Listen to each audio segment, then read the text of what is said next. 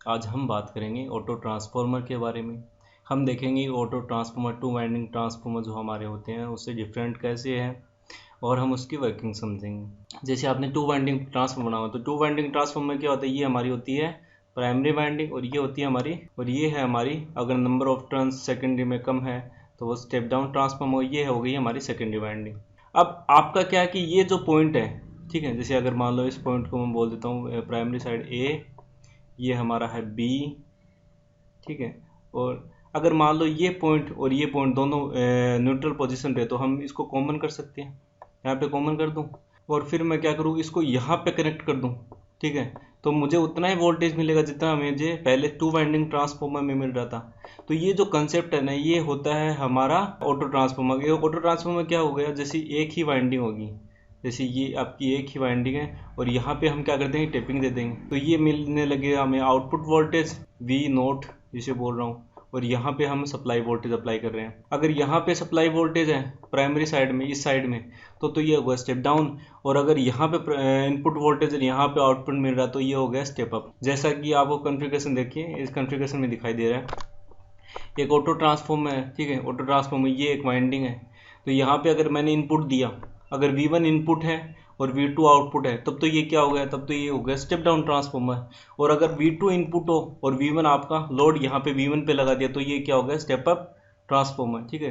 तो एक ही कॉन्फ़िगरेशन से हम स्टेप अप और स्टेप डाउन दोनों ही इस्तेमाल कर सकते हैं, दोनों तरह से वोल्टेज को स्टेप अप या स्टेप डाउन कर सकते हैं। अब देखिए स्टेटमेंट देखते हैं, प्राइमरी और secondary winding are electrically connected. पहले जो थी वो मैग्नेटिकली कपल्ड थी, अब इलेक्ट्रिकली कनेक्टेड। जैसे आपको डायरेक्टली कनेक्शन हमने टेपिंग के थ्रू यहाँ पे दे रखा है, ठीक है। सेकेंडरी साइड का डायरेक्टली कनेक्शन हमने टेपिंग के थ्रू यहाँ पे दे रखा है, तो इसीलिए हमने इसको बोला इलेक्ट्रिकली कनेक्टेड, ठीक है। That the part of winding is common. अब इसमें आप देखिए दो तरह की वाइंडिंग है, एक तो ये और एक ये, ठीक है। जैसे प्राइमरी साइड और सेकेंडरी साइड से गई, तो कौन सा पार्ट, जैसे ए बी सी एक वाइंडिंग का पार्ट है, तो अगर मैं बोलूँ प्राइमरी और सेकेंडरी साइड दोनों साइड में से कौन सा जो वाइंडिंग का पार्ट है वो प्राइमरी और सेकेंडरी दोनों के लिए कॉमन है, तो वो हमें पता चला बी सी दोनों के लिए कॉमन है, प्राइमरी के लिए भी कॉमन है और सेकेंडरी के लिए भी कॉमन है, तो इसको बोलने लगे हम कॉमन वाइंडिंग। तो बी सी हमारी क्या है, कॉमन वाइंडिंग।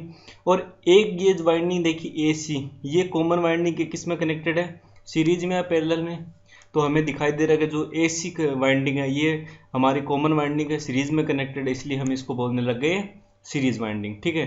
तो कॉमन प्राइमरी और सेकेंडरी दोनों के लिए जो कॉमन वाइंडिंग है वो तो हो गई कॉमन वाइंडिंग, कॉमन पार्ट है वाइंडिंग का वो तो हो गई कॉमन वाइंडिंग।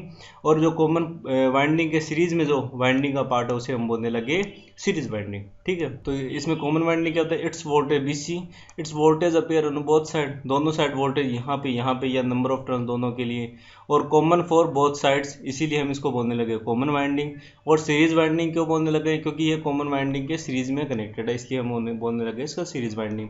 तो जो टर्म्स मैं अभी बता रहा हूँ वो आप ध्यान रखिएगा, आगे जब हम इसका एनालिसिस करेंगे तो आपको ये टर्म्स बहुत इंपॉर्टेंट होंगे याद रखने। इसलिए याद रखना कि अगर प्राइमरी और सेकेंडरी के लिए जो वाइंडिंग का कॉमन पार्ट है उसे कॉमन वाइंडिंग, और जो कॉमन वाइंडिंग है सीरीज में जो वाइंडिंग का पार्ट है उसे हम सीरीज वाइंडिंग बोलने लग जाते हैं, ठीक है। आगे चलते हैं। अब देखिए हम बात करेंगे स्टेप डाउन ट्रांसफार्मर की पहले, ठीक है।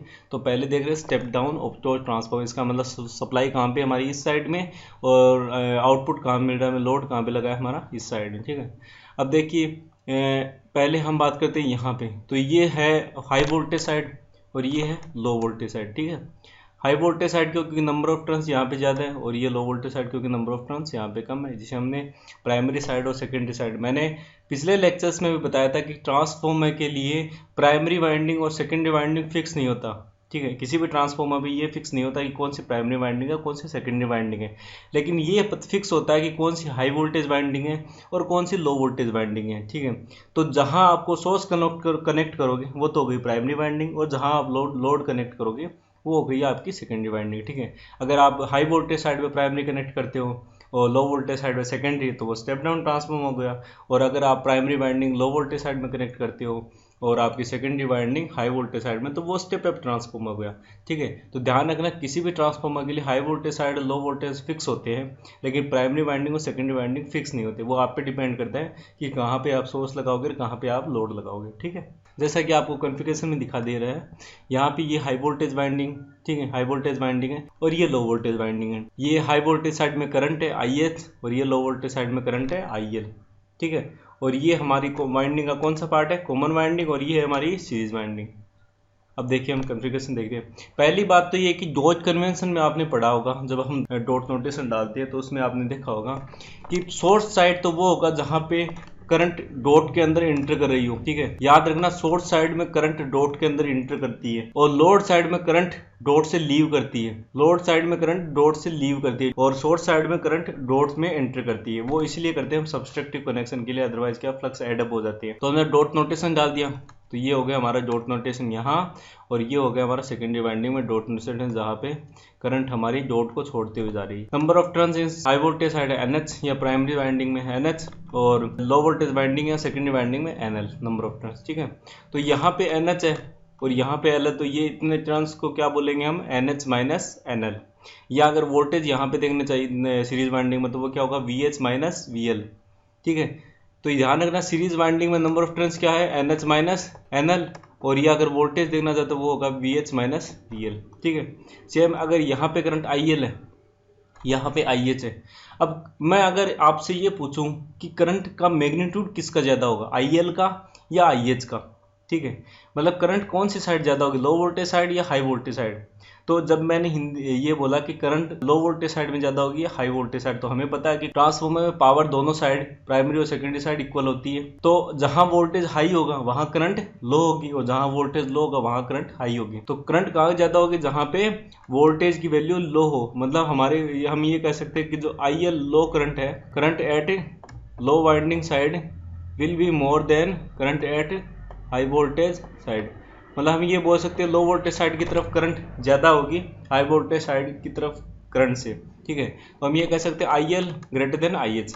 अब IL यहाँ पे जा रही हो और एक IH आ रही हो, तो हम ये कह सकते हैं यहाँ से भी कुछ करंट जा रही होगी, यहाँ से कुछ करंट जा रही होगी, तभी तो मिल गया वो IL बनेगी, IH और ये करंट मिल गया IL बनेगी, ठीक है। तो यहाँ से मैंने करंट I जा रही है।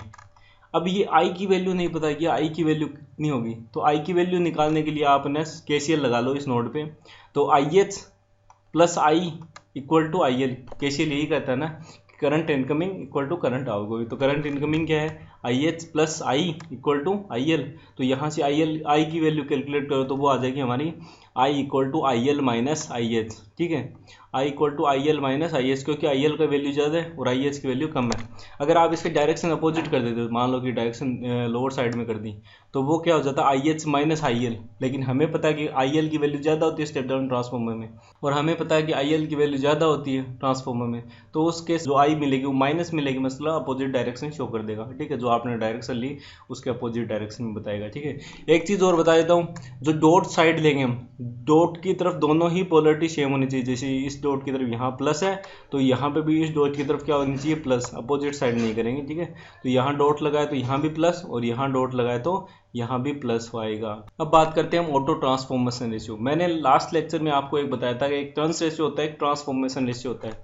तो टर्न्स रेशियो क्या होता है, टर्न्स रेशियो हमारा होता है number of turns in primary, ठीक है, बटे number of turns in secondary, ठीक है, जिसे हम A से डिनोट करते हैं या K से डिनोट कर दो, जिससे आपकी इच्छा हो, ठीक है।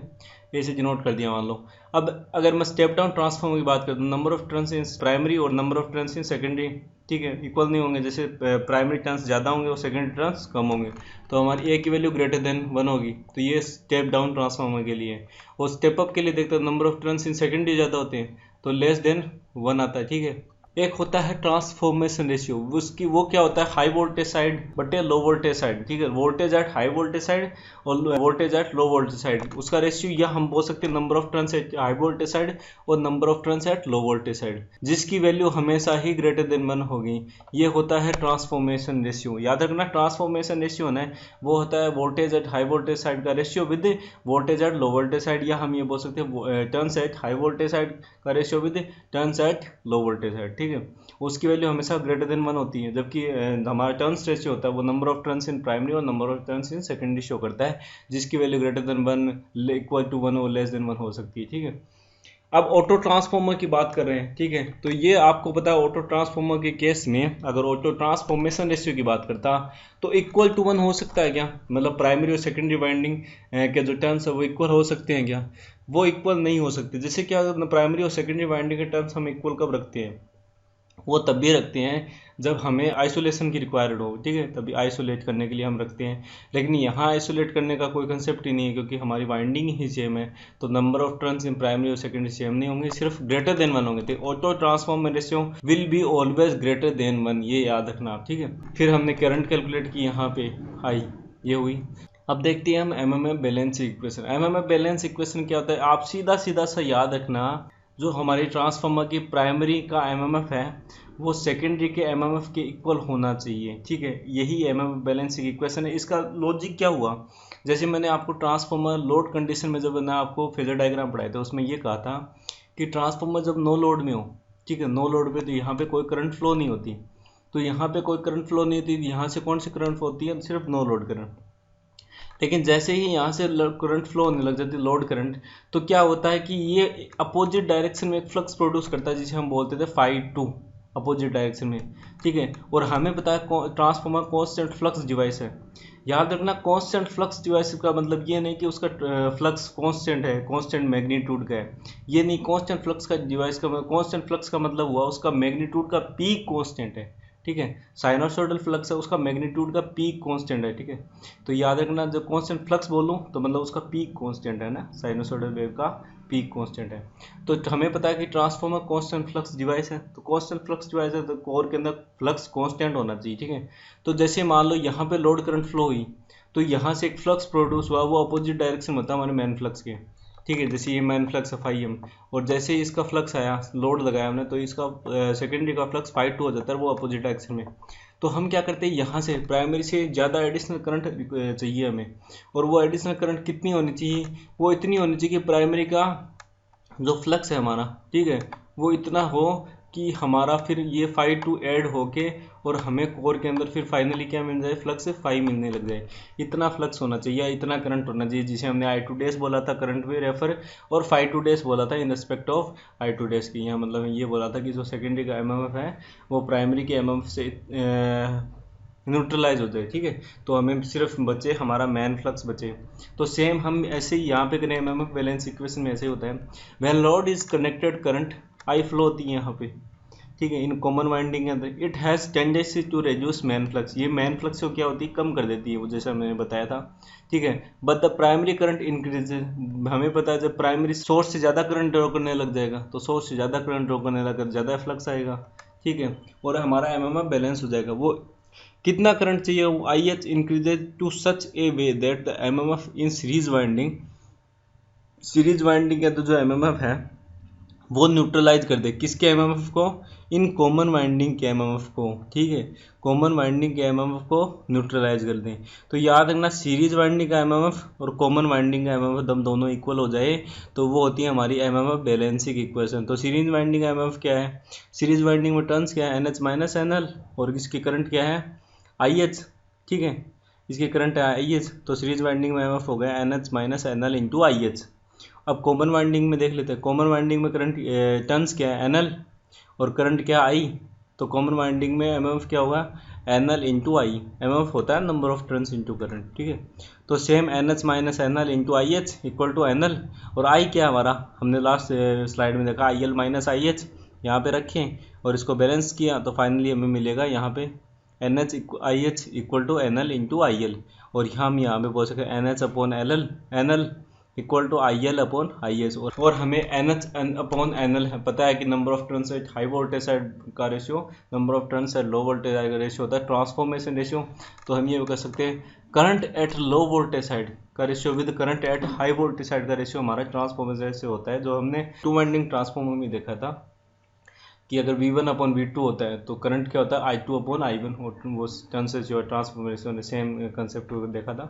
एक चीज़ मैंने यहाँ पे अज्यूम कि नो लो आई नोट मैंने नेगलेक्ट किया, अगर आई नोट का कंसेप्ट होता तो याद रखना कि आपको यहाँ पे नो लोड करंट और लेनी होती, लेकिन मैं उसको अभी इजी लर्निंग के लिए मैंने एक बार इसको नेगलेक्ट किया। चलिए अब हम देखते हैं वोल्ट एम्पियर रिलेशन, ठीक है। तो हमें पता है जैसे ट्रांसफॉर्मर में पावर कैसे ट्रांसफर होती है, ट्रांसफॉर्मर में पावर ट्रांसफर होती है इंडक्शन प्रिंसिपल के थ्रू, ठीक है। हमें पता है इलेक्ट्रोमैग्नेटिक इंडक्शन प्रिंसिपल पे ट्रांसफॉर्मर वर्क करता है। तो ट्रांसफॉर्मर की जो पावर ट्रांसफर होती है वो होती है इंडक्शन के थ्रू, ठीक है, प्राइमरी से सेकेंडरी के अंदर। टू वाइंडिंग ट्रांसफॉर्मर में अभी तक हमने ये देखा था, ठीक है। देखिए, two winding transformer transfer electrical power from primary to secondary, but एक ऑटो ट्रांसफॉर्मर, जबकि आप ऑटो ट्रांसफॉर्मर में देखिए ऑटो ट्रांसफॉर्मर है, ठीक है। तो यहाँ पे इस वाइंडिंग से इस वाइंडिंग में पावर कैसे ट्रांसफर हो रही है, या प्राइमरी से सेकेंडरी में कैसे ट्रांसफर हो रही है, जैसे मान लो टू वाइंडिंग ट्रांसफॉर्मर में होती है वैसे कैसे ट्रांसफर हो रही है, इंडक्शन के थ्रू, ठीक है। लेकिन कंडक्शन क्या होता है, एक कंडक्शन हो रहा है, जैसे यहाँ प्राइमरी साइड में करंट IH वो डायरेक्टली हमारे सप्लाई में भी जा रही है, ये करंट हमारी डायरेक्ट सप्लाई में भी जा रही है, इलेक्ट्रिकल कनेक्शंस दे रखा है। तो ये क्या हुआ, ये हुआ कंडक्शन, डायरेक्ट प्राइमरी से करंट जा रही है लोड के अंदर, तो ये क्या हुआ, ये हुआ कंडक्शन, ठीक है।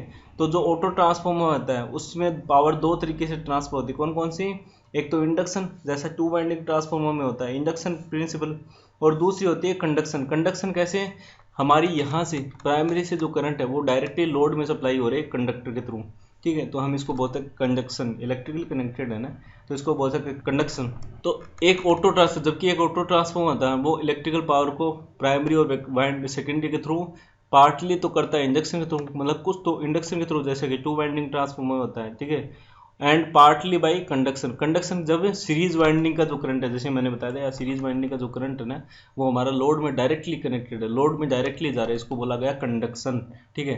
तो हमारा इंडक्शन तो था ही जैसे ट्रांसफॉर्मर में होता है, और ये ऑटो ट्रांसफॉर्मर में एक स्पेशल फीचर आया जो है कंडक्शन, इसमें कंडक्शन के थ्रू भी करंट फ्लो होती है, ठीक है। तो ये बात ही हमने कंडक्शन की। अब देखिए कॉमन वाइंडिंग की पावर की बात करते हैं ना, या सीरीज वाइंडिंग की जो पावर है, कॉमन वाइंडिंग के पावर या सीरीज वाइंडिंग के जो पावर है वही है हमारी इंडक्शन की।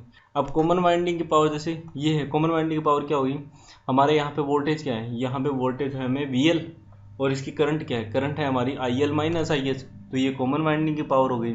या सीरीज वाइंडिंग की पावर निकाल दो, सीरीज वाइंडिंग की पावर क्या है, VH माइनस VL इंटू इसकी करंट क्या है IH, ठीक है। और अगर मैं सेम कंडक्शन की बात करता तो कंडक्शन में करंट लोड के द्वारा पास जो पहुंच रही है सीरीज वाइंडिंग से वो है कंडक्शन।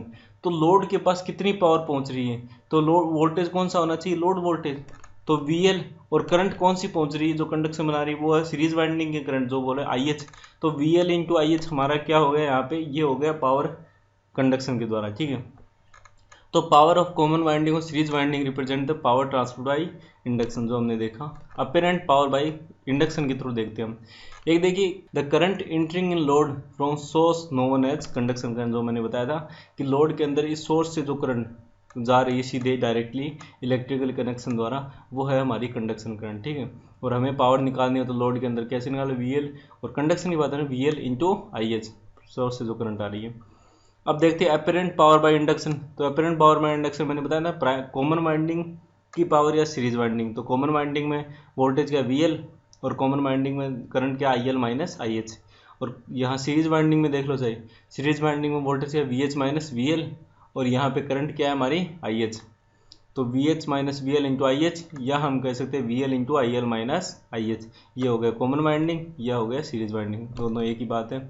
फिर बात करते हैं कंडक्शन की। तो कंडक्शन में मैंने क्या बताया था, लोड के पास सीरीज वाइंडिंग से कितनी करंट है, लोड के पास कितनी है वोल्टेज VL, और करंट क्या आ रही है IH, तो ये होगा VL माइनस इंटू IH, ठीक है। अब देखते हैं हम input apparent power to auto transfer. Auto transfer input क्या है VH इंटू IH, आउटपुट क्या है VL इंटू IL, जैसे हमने देखा था VH इंटू IH तो हो गया हमारा इनपुट, और VL इंटू IL हो गया आउटपुट। या हम ये कह सकते हैं जो टोटल पावर होती है इनपुट और आउटपुट साइड अपेरेंट पावर वो इक्वल होती है, तो s total apparent at total हो गई इनपुट और आउटपुट पे इक्वल, ठीक है। अब देखिए हमें ये देखना है कि कंडक्शन और जो टोटल में से कंडक्शन कितना है और टोटल में से इंडक्शन पावर कितनी है, ठीक है, वो हम कैसे कैलकुलेट करेंगे। तो आप देखो कंडक्शन क्या था हमारा VL इंटू IH, टोटल क्या है VH इंटू IH, तो VL अपॉन VH बचा। और हमें पता है VH अपॉन VL क्या होता है, वोल्टेज है हाई वोल्टेज साइड, और वोल्ट साइड है लो वोल्टेज साइड, वो क्या था हमारा ट्रांसफॉर्मर से रेशियो, तो 1/n अल्फा ए हो गया। तो याद रखना, अगर आपको एस कंडक्शन निकालना हो, अपेरेंट पावर बाई कंडक्शन निकालना हो, अगर टोटल दे रखा हो तो वो किस फॉर्मूला के थ्रू निकलेगी, S conduction by S total equal to 1 alpha A, जहाँ अल्फा ए क्या है हमारा ट्रांसफॉर्मेशन रेशियो। सेम हम इंडक्शन प्रिंसिपल के देख लेते हैं। इंडक्शन में क्या है हमारा, हमने इंडक्शन का फॉर्मूला देखा था, या तो सीरीज वाइंडिंग की पावर या हमारी कॉमन वाइंडिंग की पावर। तो अब मैं एक ले लेते हैं, चाहे सीरीज ले लो चाहे वो कॉमन ले लो, बात एक ही है।